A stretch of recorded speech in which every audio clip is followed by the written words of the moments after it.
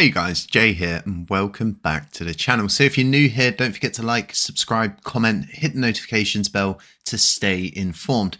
So what I really enjoy when I wake up in the morning is going through all of the different news feeds, looking at the incentives out there, looking at the mood and putting everything together to try paint a better picture as to the direction we could be possibly going in. And currently there is a lot on the line when it comes to emotion, it comes to investments, and it generally just breaks down in the crypto market anytime we're in these very uncertain moments. Because if you look at the historical timeline of BTC, this is all definitely quite out of character at this point. So I'm very excited because we're seeing a lot of signs. We're seeing BTC move up, we're seeing ETH move up. And like I was saying, there is more than just very basic things on the line. And one of the things on the line currently is the insane amount of Bitcoin shorters that are more or less hoping it will not go to 70K, because what we're currently seeing is that there's a staggering 1.67 billion of short positions that will be liquidated if BTC goes back to 70K. This is very bullish because what this introduces is an environment where the bulls and the bears are going to fight to either keep it below 70K or get it above 70K. And really, this all comes down to how much money can be made either side to know which side is probably going to win this. So it's all down to incentives, what's going on in the market. And the market itself is so interesting. And for me, currently, what I'm starting to think to myself, especially with what's going on with the SEC, is throughout the SEC's whole duration inside crypto, I think they've caused more harm than good. And I think a lot of the money that they've more or less acquired at this point in fines and all of these other different things, right, have probably not gone to where they should go. And the FTX case is a huge prime example of this foul play, so to speak. And I really do think in the future that people inside the SEC that are responsible for what's going on right now are going to be held accountable for all of the damage that they cause. Although they're doing good things, right, they're also doing really negative things. And for me to see how quickly this case come to a close in comparison to the XRP case itself, and then if you compare what's happening with XRP and put that into a situation with the ETH security, it's really peculiar. And it just goes to show how much they're trying to stun XRP and stop it from doing anything in the financial ecosystem. But for me, this is a waterfall. At this point, you're just trying to stop the inevitable, and eventually it's going to take over. So before we get over to the SEC stuff, let's take a look at this article here, which is the FTX victims view bankruptcy process as second act of theft filed to recover $8 billion in forfeited assets. So the FTX customers feeling aggrieved and robbed. Now, for me, like I was saying, this is a sign that things aren't going to where they should be going. They're probably going on different fees and all of the different sectors that are involved when it comes down to dealing with the courts. And it's expensive. We all know that. And a lot of the times, and this is why I don't always agree with charities, although you may feel differently, is if you go in and you actually dissect where the money goes, a lot of it goes to the bureaucratic side of things and paperwork and staff to get that small percentage to where it needs to go to. And it really becomes this really fruitless effort, in my opinion, when the process could be far more simpler. It could be provided in a far more direct approach, I think, is the best way to pack this down. But honestly, I really do see that there's a wave coming for the SEC, and one of the signs of this is definitely the chief resigning. And the interesting thing was the rumors going around about the pump.fund. That's why I've got this article up, because I thought, oh, it ties in two things here that we can kind of go over. But the fact that people are spreading rumors that he's gone to a meme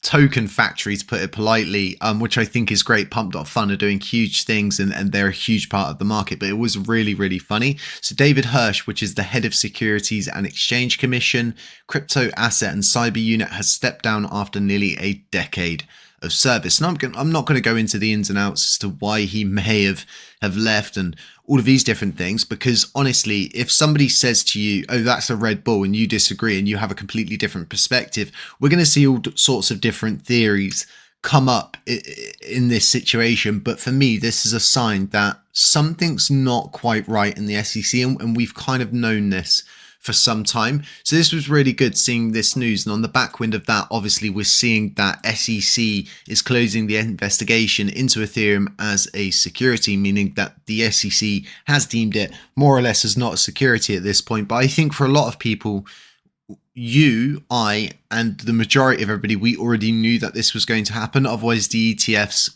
for ETH probably wouldn't have got as far as they've gotten in that current stage. Because if we think about it and we dissect things and we look at the realities, there's got to be boxes and paperwork, and there's got to be T's crossed and I's dotted. There's a lot in between when it comes down to just introducing these Ethereums to a market and then suddenly taking them away.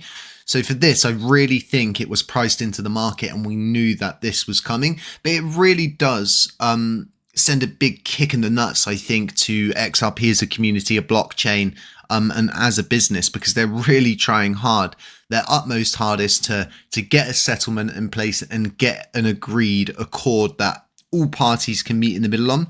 What I think may help and may ease that is that the SEC they've had a pretty substantial win with TFL. So the whole ego thing might have been fed for a little while and they might be feeling nice. They might be feeling lenient. He might be struggling, specifically now losing David Hirsch. So this all adds onto the weight of the shoulders, which is this XRP court case. So let's go over and let's look at the Ethereum ETF tracker. I'm using blockworks.co. I'll leave a link to it in the description so you can check this out. And we can see all of the different BTC ETFs that are running currently. You've got Bitwise, Valkyrie, VanEck, ProShares, Bitwise, ARK Invest, ProShares. The list goes on at this point. But what we do have down here is all of the ETFs for Ethereum as well. And a lot of them we've got pending, some of them we've got dates. And what we've been told is these are going to be coming around midpoint, start to midpoint next month. And I think this is really good because I think the market's waiting for that. And I know a lot of people are thinking, well, if people know it's coming, then why aren't they getting involved now? And I think this all comes down to regulations, the legality behind it, and being able to put this forward in a legal manner where they can actually use and utilize the technology to build out on it. And regulations, everything. This is what we've all wanted for a long time in crypto, and we're finally starting to get it. And I just don't think people are bullish enough at this point. But if this list doesn't get you bullish and all of that doesn't get you bullish, then this might tickle your fancy. This is Tether launching an over-collateralized synthetic dollar AUSDT backed by physical gold. We're talking about Tether backing Tether with Tether Gold. This is very interesting, and it's starting to show just how strong the stablecoin market is and how much of a big part this is all going to have to play into the macroeconomics. I love macroeconomics because of the specific situations the globe's in right now. There is a huge requirement to get the petrodollar back in the limelight, to get it in the centerfold once again. And we've been through the Cold War. I don't need to give anybody a lecture on that, but it's a really interesting topic when it comes down to these things. So this is really good. It's really interesting, and it ties into Ethereum and the fact that Ethereum's pushing forward. So on top of that, right, you've got Injective launching into the mainnet with EVM, which basically gives a composable layer 2 of Ethereum with Solana and Cosmos blockchains. So not only is Ethereum building, but they're building outside of the bubble. They're not building in a vacuum, and they're trying to intercommunicate with absolutely every single chain that they can. And this is something that really sets Ethereum aside because there's no one at the helm of BTC. It guides itself, and moving forward with regulations coming in, it leaves an open opportunity for anybody to become a market leader. And although BTC will probably lead the market for a long time, I always like to think of these different ins and outs, the ups and downs, and what it could mean, and all of these different things. So what I want to focus on here, and this really ties into what is going on with Tether and the stablecoin situation, the Cold War, and macro and microeconomics. The Cold War drove a lot of technology. It drove a lot of businesses, and it enabled a lot of people to do a lot of different things. But more importantly, for the United States, it was a way to more or less keep the United States in the center, keep that petrodollar at the center. And what we're starting to see now is that stable coins are being used as a narrative by the United States as kind of this Cold War thesis, saying, well, we need to keep up with China, and stablecoins could be a good way for us to do that. And we've all seen the different films where they're pitching something to the president and they say, well, Russia might do it. Oh, well, we have to do it straight away. So it's a really interesting topic, and it really does tie into all of these different things that are going on. I think we're going to see a lot more from the Paul Ryan sector. He's been really pushing on this and the whole need to implement dollar-backed stable coins and how big this market sector is. And honestly, it's huge. You're talking about $162 billion stable coin market, which already provides a huge source of demand for US treasuries.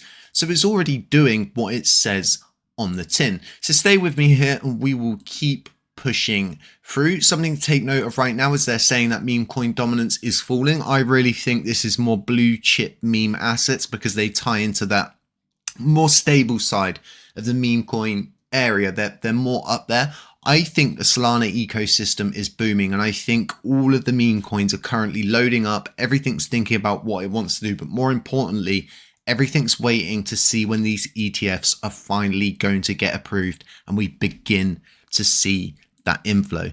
So what I want to cover here, just here at the end, is what Richard Teng has put out. And I thought this was really, really interesting. When I clicked on the article, I went in and I looked at it to dissect this, because being the head of Binance, he's got a lot of good things to say. And I think he's quite underrated. And I think he is definitely doing a good job. So let's get this article up here. So Singapore banking sector, including wealth management, poses the highest money laundering risk in the city-state. The government said in a money laundering risk assessment report published on Thursday, banks had higher exposure to money laundering threats and could be more easily exploited due to the sheer volume of transactions they handle and their exposure to customers from high-risk jurisdictions. The Home Affairs Ministry of the Central Bank and the Finance Ministry said in a statement. So this has come from direct sources of the country, right? And once again, this is a narrative. This is a narrative that banking is more risky than crypto. And at least in crypto, everything can be tracked. Everything is logged by some kind of blockchain explorer. Everything is covered.